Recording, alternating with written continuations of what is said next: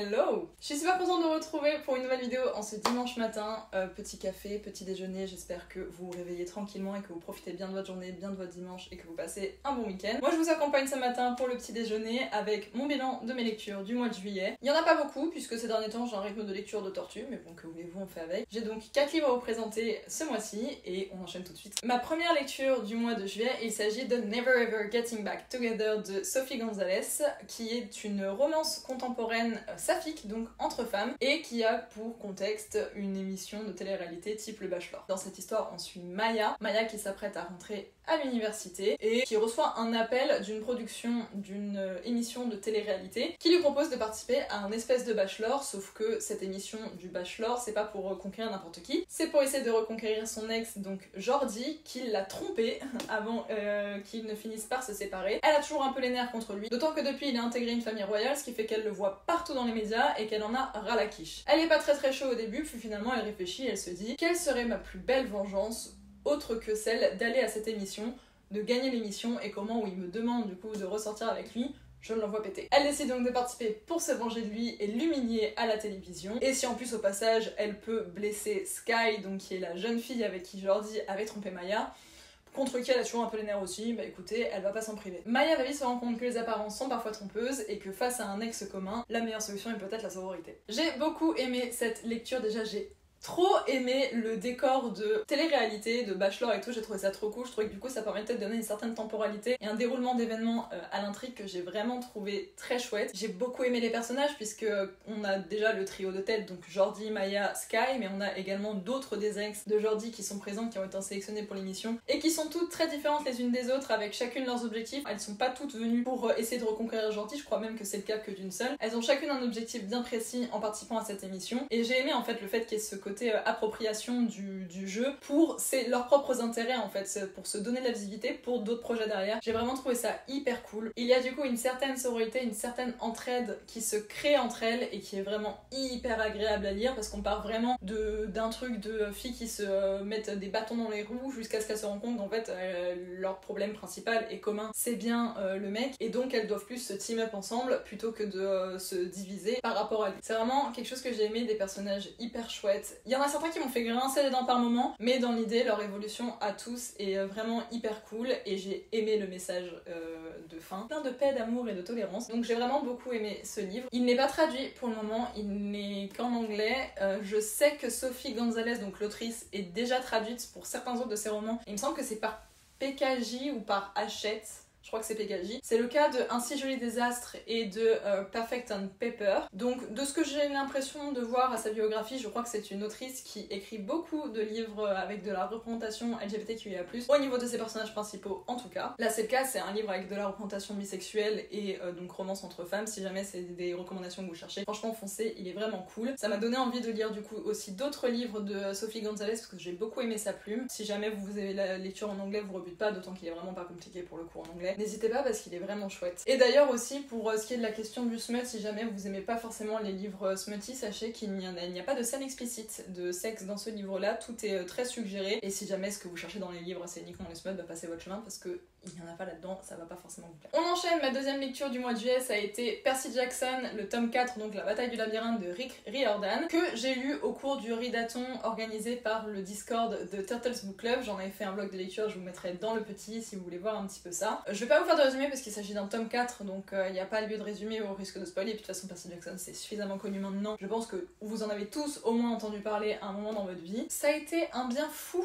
de lire ce livre, mais un bien fou. C'est-à-dire que j'étais un peu dans une petite panne de lecture ces derniers temps puisque j'avais enchaîné soit des lectures en anglais, soit des livres un petit peu de fantasy ou qui pouvaient faire un peu mal à la tête et j'avais besoin de trucs un petit peu plus doux, un peu plus chill. Ça a largement rempli son taf, c'était trop cool. J'ai beaucoup aimé ce tome puisque les personnages prennent vraiment maturité dedans, ils ont aux alentours de 15 ans à ce moment-là, donc ça reste du jeunesse, donc c'est pas, va pas y avoir des développements incroyables ou hyper poussés ou quoi, mais quand même ils se remarquent et j'ai trouvé ça chouette. Les relations entre les personnages évoluent aussi beaucoup, ce que j'ai trouvé hyper cool. Dans ce tome vraiment on ne sent s'ennuie pas, il y a beaucoup d'action, il se passe beaucoup de choses, toujours saupoudré de beaucoup d'humour parce que c'est un peu le style d'écriture de Rick Riordan et honnêtement moi ça ne me déplaît pas, j'aime bien parce que ça fait parfois baisser la tension dans des moments un peu graves. On sent aussi que l'histoire principale, donc la quête un petit peu principale de Percy avance et ça fait plaisir, on arrive doucement au dénouement de cette première saga du Rick Riordan Universe. J'ai hâte de lire le tome 5, j'ai hâte de finir cet arc là parce qu'en plus il y a la série Percy Jackson qui va pas tarder à arriver. Honnêtement je pense que pour le moment c'est peut-être mon tome préféré des 4 que j'ai lus parce que vraiment on s'ennuie pas, il se passe beaucoup de choses et ça commence à rentrer dans le vif du sujet avec des grosses bastons et des grosses embrouilles. On enchaîne avec le 3e livre que j'ai lu et je l'ai lu en une journée, j'étais assez fière de moi. Il s'agit du screenplay du 2e film Fantastic Beasts, donc Les Crimes de Grindelwald, The Crimes of Grindelwald, je l'ai lu en anglais. Très belle édition, hardback incroyable, ça fait partie des premiers hardbacks que j'ai acquis dans ma collection. Et je vais pas vous faire de résumé parce que pareil il s'agit d'une suite et en plus de ça... honnêtement j'ai un peu la flemme de le résumer parce que l'histoire dans ce film et dans ce screenplay n'est pas l'histoire la plus rocambolesque et qui m'est le plus convaincue du monde. Honnêtement, mon avis c'est un petit peu comme le premier screenplay que je vous avais présenté dans mon dernier bilan de lecture. Je suis contente de l'avoir lu, après il est pas du tout indispensable. Honnêtement, si je ne l'avais pas eu dans ma collection, il ne m'aurait pas manqué. Après, ça m'a fait plaisir de le lire parce que j'aime beaucoup les dynamiques entre les personnages. Voilà, ça reste quelque chose que j'apprécie beaucoup et que j'ai redécouvert en lisant le screenplay et qui m'avait pas forcément marqué en regardant les films. La relation Newt-Tina, je suis toujours aussi fan. Dégoûtée qu'elle passe, mais au 15 millième plan, que le personnage de Newt qui passe clairement en second plan, il y a beaucoup de choses qui me dérangent un petit peu en fait dans les choix de direction qui sont pris pour l'intrigue de cette franchise-là. Ce qui fait que je n'ai jamais regardé le 3e film, que je ne le regarderai certainement jamais, que je n'ai pas acheté screenplay non plus du 3e film, que je ne le ferai pas, parce qu'en plus de ça, l'autrice est problématique, donc il y a plein de choses qui me poussent à ne pas continuer cette franchise et je crois même que Warner n'est même pas sûr de terminer cette franchise. Que c'était vraiment une lecture indispensable. Non, disons que je suis contente de l'avoir lu parce que ça fait baisser ma pile à lire. Voilà, c'est tout ce que j'aurais à dire sur celui-ci. Si vous voulez le lire, allez-y, mais à ce compte-là, soit le trouver en occasion, soit... j'allais dire le télécharger légalement, non, je vous recommande pas non plus parce que Marie-Sophie, tu travailles dans la propriété intellectuelle, tu ne peux pas recommander de télécharger des livres. Quand tu travailles dans la propriété intellectuelle, faut que tu te le mettes en tête. Je vous recommande pas le téléchargement.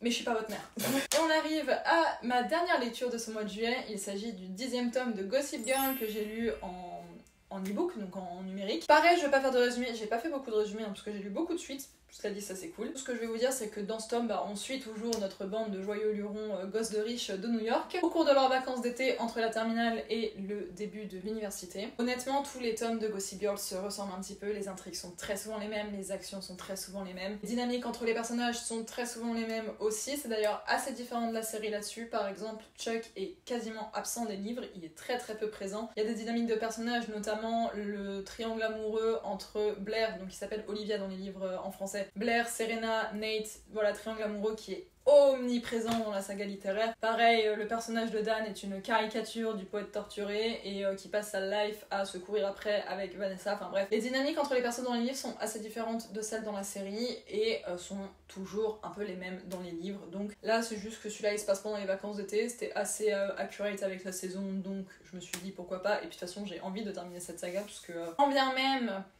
il se passe pas grand chose, il se passe tout le temps la même chose, que certains propos dans les livres sont on ne peut plus limite et baignent clairement dans le jus du début des années 2000. Moi le but en lisant ces livres c'est pas d'avoir de la réflexion, de la philosophie, c'est juste de me détendre l'esprit, de poser mon cerveau et clairement pour ça il fonctionne très bien. C'est la raison pour laquelle je terminerai la saga je pense. Vraiment vous voulez un truc pas prise de tête, qui ne vous apporte pas de grandes réflexions, vous pouvez tenter. Voilà, c'est un peu tout ce qu'il y a à dire honnêtement, c'est juste un très bon passe-temps et je cherche pas plus de ces livres là personnellement. Et on a fait du coup le tour de mes lectures du mois de juillet. Faut savoir qu'au mois de juillet j'ai également commencé, et c'est toujours ma lecture en cours à l'heure actuelle, peut-être plus au moment où vous verrez cette vidéo, quoique si. Ma lecture en cours en ce moment, il s'agit de Chasseurs de flammes de Elsa Faisal, donc le premier tome de la duologie, Les sables d'Ariwiya. Je vous parlerai du coup de Chasseurs de flammes dans mon update du mois d'août. Bah écoutez, dites-moi vous quelles ont été vos lectures du mois de juillet, lesquelles vous ont le plus plu, lesquelles vous ont peut-être le moins plu, ceux qui vous ont le plus marqué, etc. Parlez-moi du livre qui vous a le plus marqué, que ce soit en bien ou en mal, pendant vos lectures de ce mois-ci. Si jamais vous êtes un peu timide ou que vous avez pas spécialement lu ou que vous lisez pas spécialement ou que je vous avais pas envie d'en parler, vous pouvez quand même me laisser un petit emoji et on va mettre un emoji caméra en référence à Never Ever Getting Back Together qui était largement ma meilleure lecture de ce mois de juillet. Quoique Percy Jackson n'était pas très loin derrière. Vous pouvez également vous abonner à la chaîne si vous voulez continuer de suivre mes aventures qui sont faites d'update lecture, de book haul et de vlog lecture principalement. Si je vais bientôt commencer à faire des recommandations de lecture, j'ai une idée en tête là pour la rentrée, donc stay tuned, ça va sortir bientôt. Vous pouvez aussi me rejoindre sur mes réseaux sociaux, donc Instagram et TikTok. Il y a aussi mon Goodreads et mon livre addict dans la barre d'infos. Si jamais vous voulez aller checker l'avancée de mes lectures, je les mets à jour très régulièrement. Sur ce, je vais vous laisser, je vous souhaite un très bon dimanche, un très bon week-end. Je vous souhaite également de belles lectures et surtout prenez soin de vous. Ciao ciao!